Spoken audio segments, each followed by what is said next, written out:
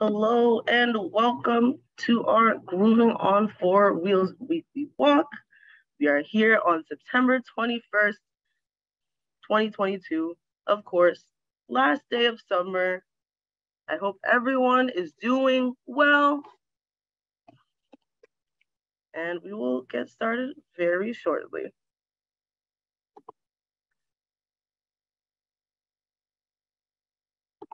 Hello, my name is Desiree, one of the new guides here at the Central Park Conservancy, people that make sure that Central Park is clean and green all year round. And today we're going to take a weekly walk entitled Grooving on Four Wheels, where we explore some of the south end of Central Park. And I have my colleague Jose on the back end to be answering questions for you all. You could use the Q&A feature at the bottom. And we have captions enabled. Yes, so we have our Zoom housekeeping, of course. We have captions enabled at the bottom. And if you would like to disable them, you would just have to press the CC for live transcript. And we also have our Q&A and chat feature, the chat to let us know where you are and how you're doing, and the Q&A feature to ask any and all questions that you may have. With that, we are going to get into it. Hope everyone's doing well today. Of course, we know the Central Park Conservancy mission is to preserve and celebrate Central Park as a sanctuary from the peace and pace and pressures of city life and enhance the enjoyment and well-being for all. And we're going to be looking at, again, the south end of the park. We're going to be starting at Grand Army Plaza, and we're going to be ending at what is known as Dead Road. It's going to be right beside the mall.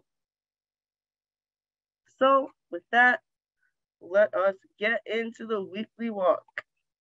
All right, so yes, we're going to be starting at Grand Army Plaza, right beside Scholars Gate. We're going to be entering through, say, the left side of the park, right beside Scholars Gates, on a very beautiful day. So this is the path that you guys want to enter from if you would like to take this route. Got to enter from the path that has all the horses and carriages lined up. All right, we're going to be continuing, venturing into the park now. And then we come to this fork in the little path, and we're going to enter into the park.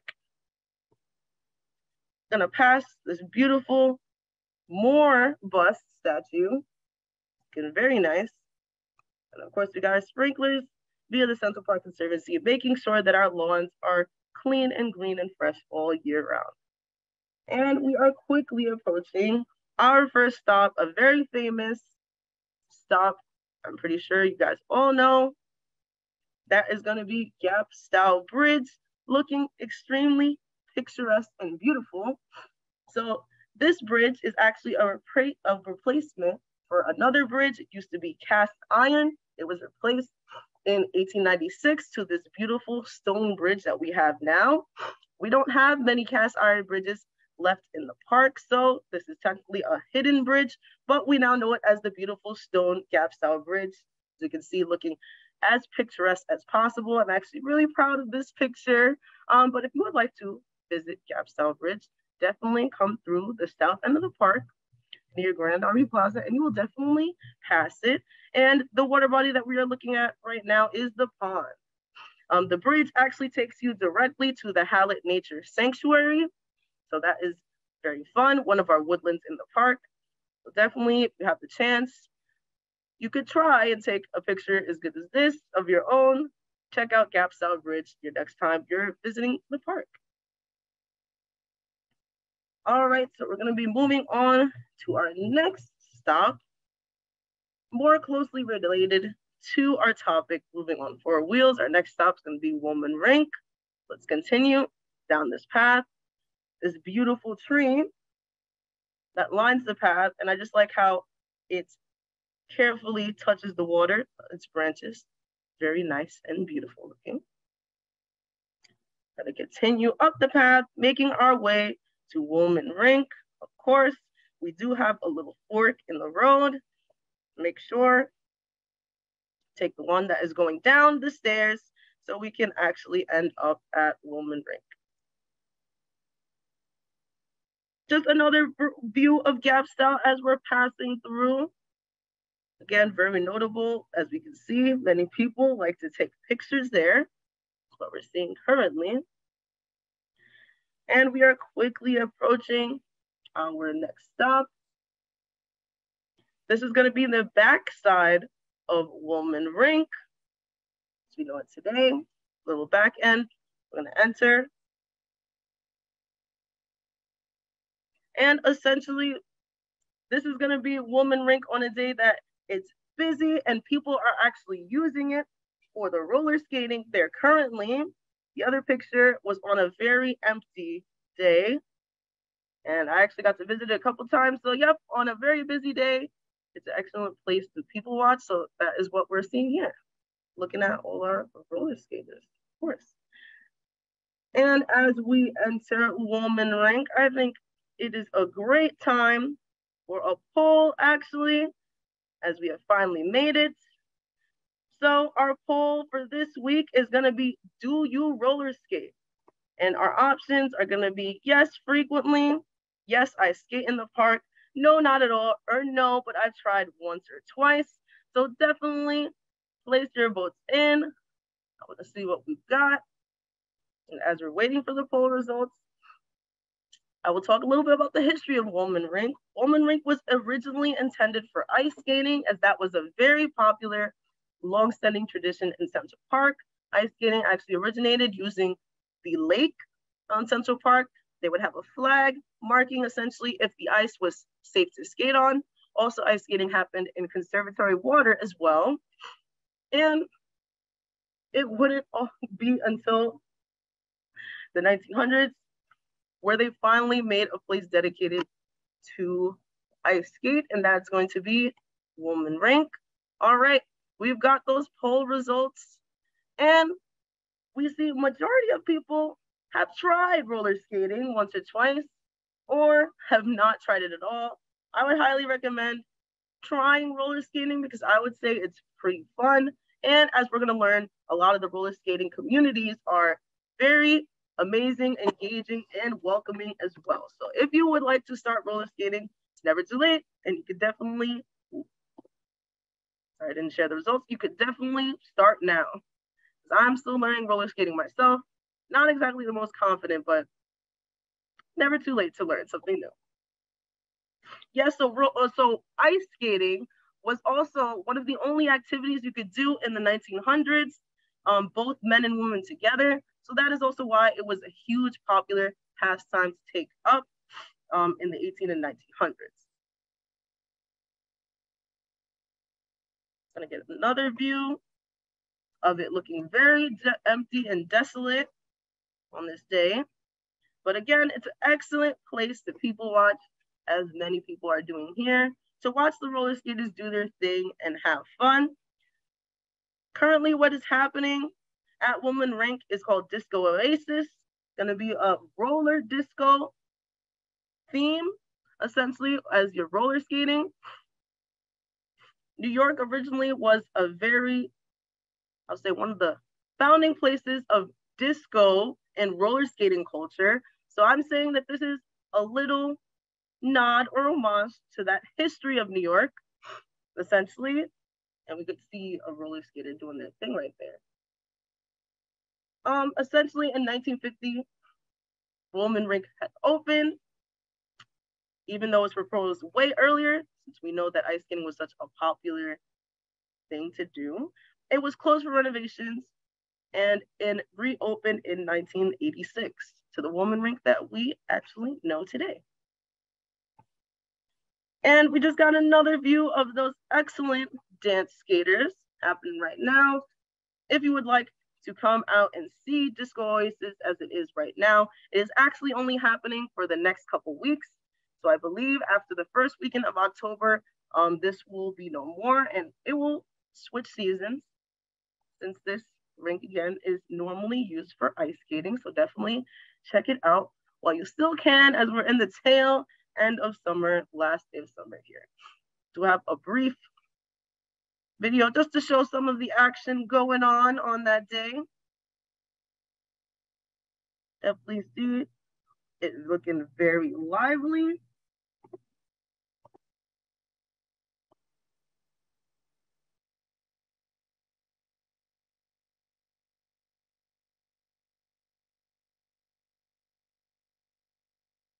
Very lively. This is the night skate. So if you would like to check it out in the next couple of weeks, I highly recommend it. For people watching, or if you would actually like to participate, definitely check out Woman Rink and Disco Oasis. Yep, that's another picture of the action, the lively dance skaters. They never fail to put a smile on my face personally, but we are gonna exit and we're gonna be going to our next stop. Directly behind Woman Rink, there's gonna be this path. You have to go up a hill. That is where we are currently going. Passing the Chess and Checkers house right now under renovations, of course, by the Chess and Checkers, and we're quickly approaching our next stop. We can see it there in the distance, looking very beautiful and majestic indeed. Nice little view of the front of the dairy, but we are gonna get a closer look. The dairy is one of our many visitor centers in the park. And here we got a closer look of that architecture. It actually has been recently renovated and restored just last year. It was originally made in 1871 and was restored just last year. This used to be included in what was called the children's area. That included the only things that were made for children's back in the day in the 1870s. Essentially, this included this place that used to serve actual milk to the children, as well as the Chess and Checkers house and Hexter ball field. This used to be the children's district. Again, we're the only place that was dedicated to children and children's activities way before playgrounds were around. So this place has a lot of historical significance and it's looking very beautiful under the new restoration. So I highly recommend you guys come out and visit the Dairy Visitor Center. We've got lots of merch in there. And we also have useful and helpful maps. If you ever need help, a place to go, ways to navigate, definitely check out the Dairy or any of our visitor center in the park. But the Dairy is definitely one of the most beautiful ones with that beautiful restoration. All right, moving on to our next stop. So we just have passed the Dairy. What we're gonna do now is cross our Center Drive and go to the mall and finish up our tour at what is called Dead Road.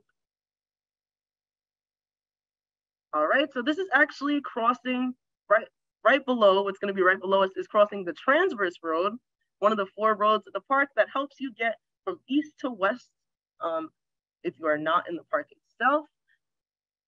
A very integral part of the park's circulation system. So yeah, I like how hidden it looks. You wouldn't know that you were walking right above a road unless you heard the traffic itself. So that's really fun and neat. And what we're gonna do is simply cross the street. Of course, we are gonna look both ways and make sure there's no traffic. And as you can see, we are changing our scenery, going into the formal center of the park, the beginning of the heart of the park. We could see that scenery change with that flooring, giving us some signals that we're going into a different side of the park. And we're gonna be at what is called the mall. Very beautiful, infamous path. And there is something unique about this path that is different from any of the other paths in Central Park. I'll give you 10 seconds to think about it. And if you thought that this is the only intentional straight path of Central Park, you definitely would be right. For that was intentional. Olmsted and Vox intended to have this be a grand promenade-like feel. So it is the only intentional straight path in Central Park Mall. And essentially, we have these, of course, beautiful elm trees lining the mall as well, which we're going to get a little closer look at. About these beautiful elm trees with their beautiful winding branches that line the mall. They were a favorite of both American, Olmsted, and Box themselves. You can see that the trees actually assist in giving it that grand promenade feel with all the leaves and branches essentially making a huge canopy. And of course, we have to thank the Arbor team as well as the tree crews of the Central Park Conservancy for making sure that the elm trees are preserved and kept clean and green for everyone to enjoy. So shout out to tree crews and Arbor team and the Conservancy. We love y'all and we appreciate what you do. This is slightly further down the mall. It is very long, but Olmsted and Box did intend for everybody to traverse this path by walking. And that's how we still do it today. So there is not supposed to be any wheels or anything except for pedestrians on this path. And yes, we preserve that tradition today. Okay, so this is where we are going to be exiting to the side of the mall. Just so you know, if you are trying to take this walk and you hit Naumburg Bandshell, you have actually went way too far. There is a little path towards the end of the mall, just cuts in, I believe towards the left side, and that's where we're gonna go today. But we do have one more stunning picture of those beautiful elm trees, of course, that line the mall. It's actually going to change its scenery very soon, so I highly encourage y'all to check it out. But this has a lot of significance because at one point, the elm trees, the American elm, was supposed to go extinct due to Dutch elm disease, which is why we try so hard to preserve the American elm trees, and we actually don't allow people to be on the lawn to help preserve the American elm trees. And we actually have one of the largest collections of elm trees in America. And yes, again, in order to preserve it, just have to make sure you're doing your part, not walking on the lawn or doing anything like that, just so we can preserve these beautiful American elms for generations to come. All right, so we are at the tip of our last stop. What you're looking at in the distance is going to be Sheep's Meadow, but this right here is going to be our last stop. It's called Dead Road, essentially a road that is right next to Sheep's Meadow. It doesn't actually lead anywhere. It is a dead end. The volleyball courts are a little bit up ahead towards this way, but we are going to be going the opposite way, passing the eagle statue, praying eagle statue really quick. And we are at essentially our final destination, Dead Road. So this is where the Central Park Dance Skaters Association actually meet every single weekend, weather permitting, mostly in the warmer months, but they actually do come around the winter months too at times. But yes, essentially this is where the Central Park Dance Skaters Association meet every single week, and I actually got to talk with a few of them. This organization has been around for a long, long time, since Central Park Conservancy's conception in the 80s.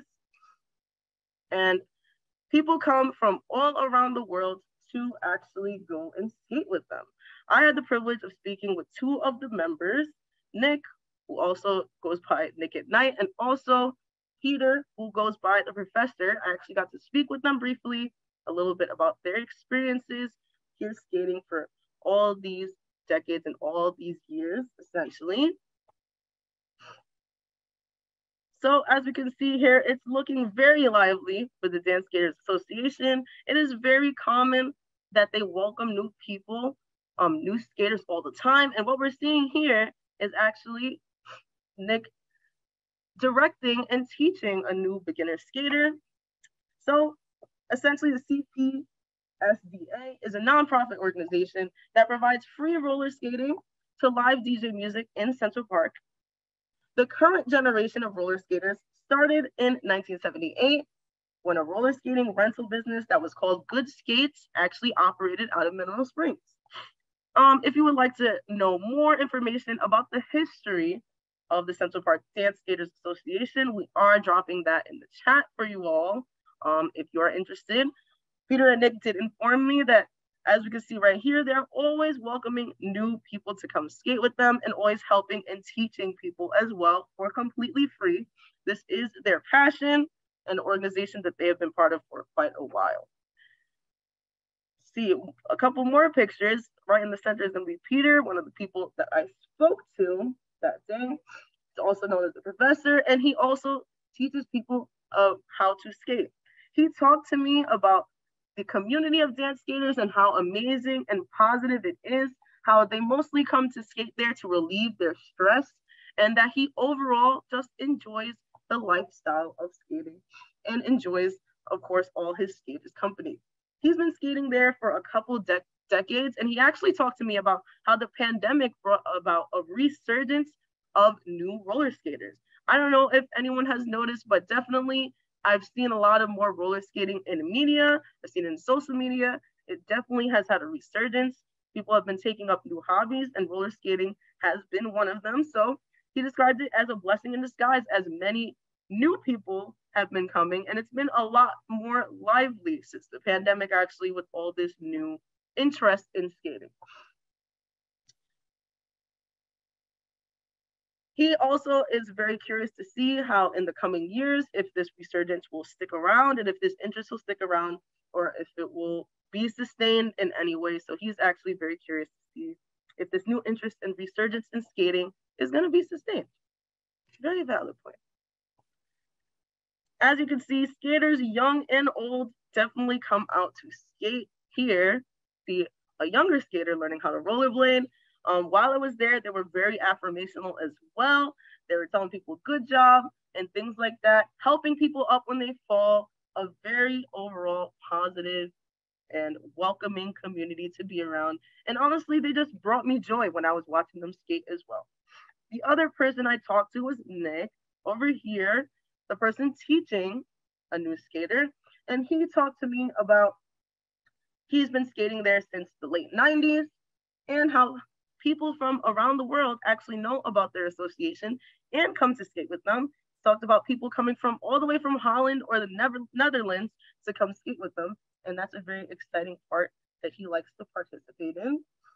He talked about the beginnings of the organization when Mayor Giuliani was ruling. Essentially, this organization had to get a permit to be able to play music in Central Park every weekend as they have been now. So he was there for that. And he also talked about the recent repaving of this road. So this road has actually just been repaved this year thanks to Central Park Conservancy. But before that, it actually was not paved since 1996. So it's very exciting that they have this newly fresh paved road. And I would say that also has helped encourage more new people to skate since there's no potholes and it's all nice and smooth and everything like that. He also personally invited me to come skate with them. So we'll see if that happens in the near future. And I just have a little short video of them teaching one of the new skaters. Very fun.